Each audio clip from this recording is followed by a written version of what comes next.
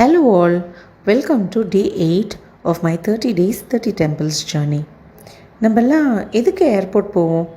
ஒன்று ட்ராவல் பண்ண, ரிலேட்டிவ்ஸை send of இல்லை ரிசீவ் பண்ண, இல்லைன்னா மெட்ரோவில் ஒரு ரவுண்ட் அடிக்க, அதுவும் இல்லையா ஏரோ ஹப் மாலுக்கோ இல்லை மூவிஸ் பார்க்கவோ போவோம். ஆனால் நான் இன்றைக்கி ஏர்போர்ட் கிளம்பி போனது என்னோடய டே 8. என்னங்க சொல்கிறீங்க, ஏர்போர்ட்குள்ளே கோயிலா அப்படின்னு கேட்குறவங்களுக்கு தான் இந்த வீடியோ. நிறைய பேருக்கு ஏர்போர்ட்குள்ளே ஒரு அம்மன் கோவில் இருக்குதுன்னு தெரியாது. நம்ம மீனம்பாக்கம் ஏர்போர்ட்குள்ளே இருக்கிற சக்தி சண்டி அம்மன் டெம்பிளுக்கு தான் இன்றைக்கி போயிருந்தேன்.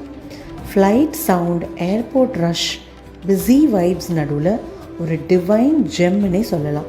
கோவிலை சுற்றி அத்தனை மரங்கள், வேப்ப மரம், அரச மரம்னு சொல்லிட்டு அந்த இடமே அவ்வளோ அமைதியாக இருந்தது. இதில் பெஸ்ட் சர்ப்ரைஸ் என்னென்னா, இந்த டெம்பிளை சஜஸ்ட் பண்ணின என் ஃப்ரெண்டையே அங்கே மீட் பண்ணேன்.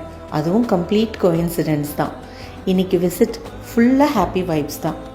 சிம்பிளாக சொல்லணுன்னா, ஏர்போர்ட்டுக்கு போய் போர்டிங் பாஸ் கிடைக்கல, ஆனால் பிளெஸ்ஸிங்ஸ் ஃபுல்லாக கிடைச்சிது. டெஃபினெட்லி சென்னையில் மஸ்ட் விசிட் ஹிடன் ஜெம். இந்த கோவிலை எனக்கு சஜஸ்ட் பண்ண ஃப்ரெண்ட்ஸு அவங்களுக்கு கிடைச்ச நல்ல எக்ஸ்பீரியன்ஸையும் ஷேர் பண்ணாங்க. ஹானஸ்ட்லி நம்பிக்கையோடு போய் இந்த கோவிலில் வேண்டிக்கிட்டால் நல்ல ரிசல்ட் கிடைக்கும்னு சொன்னாங்க.